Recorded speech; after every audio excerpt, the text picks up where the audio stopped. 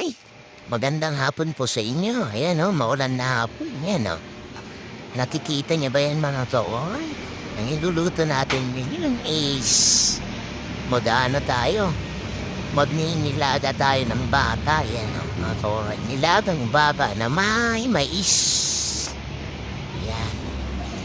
Alam niyo ba kaoray, ba't dawali yung pinaglutuan natin? Kasi dalawa na yung kakain dyan. Kaoray. Tayo lang naman kakain, wala na iba. Ang sakto lang talaga.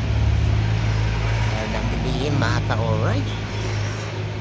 Ito. Ayan. Pernidyo na yan. Lalagyan natin yan kaoray. Palalambutin natin yan.